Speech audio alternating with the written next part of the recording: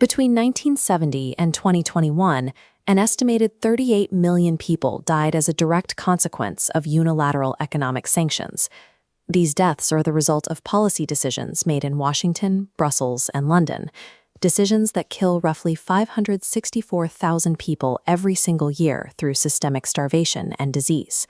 Western governments present these sanctions as a surgical alternative to war.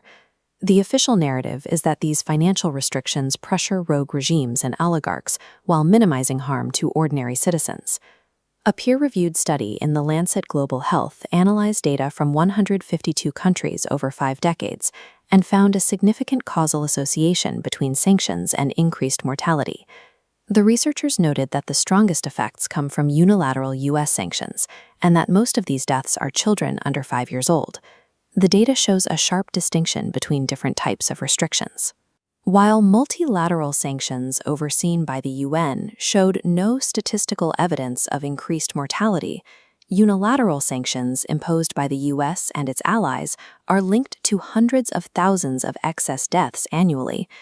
According to the Lancet researchers, the steady expansion of these policies represents a lethal form of collective punishment that targets the world's most vulnerable populations. When a country is cut off from SWIFT, the global payment network, international trade is severed. Although governments claim humanitarian exemptions, banking blocs make it impossible to process payments for insulin, surgical supplies, or baby formula. The currency collapses and essential goods stop arriving. We can see this mechanic at work in Afghanistan. Following the U.S. withdrawal, Washington confiscated $7 billion in central bank reserves, money required for the country to import food and maintain a functioning economy. The result was an immediate humanitarian crisis. Over 22 million people faced acute food insecurity, leaving 1 million children under the age of 5 at risk of dying from severe malnutrition. David Miliband, the former British Foreign Secretary and head of the International Rescue Committee, told the U.S. Senate that the proximate cause of this starvation was the international economic policy that cut off financial flows to both the public and private sectors. These mechanics systematically starve the poor.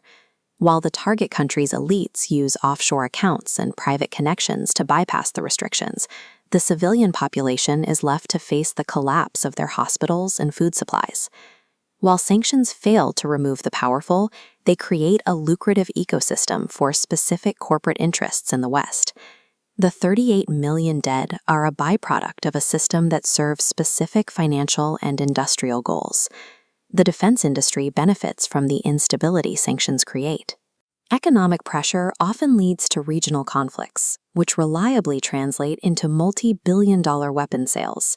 American contractors have already secured over $150 billion in sales related to the conflict in Ukraine. The energy sector also sees direct benefits. Sanctions on Russian oil producers removed a major competitor from the global market, causing prices to jump 7.5% in a single week. This price boost was essential for the survival of the U.S. shale industry, which requires high oil prices to remain profitable. Big tech and the financial sector play a role as well. A UN report noted that prominent U.S. corporations have profited from these environments of restricted trade, while U.S. banks can put frozen sovereign assets to use while they sit in legal limbo. This regime functions as a massive wealth transfer, moving resources to corporate elites while the physical and economic cost is borne by the populations of sanctioned nations. This economic warfare also has a domestic cost. Working-class Americans are paying higher prices for basic goods while receiving no benefits from the trillions spent on these foreign policy objectives. The same legal authorities used to impose foreign sanctions were used to implement massive domestic tariffs. These policies are estimated to have pushed up to 875,000 Americans into poverty, while low-income families faced roughly $1,500 a year in additional costs for basic imports. The fallout includes higher inflation and an estimated $1,300 annual tax hike per household. Effectively, the American public is subsidizing the corporate profits generated by these global restrictions through higher costs at home.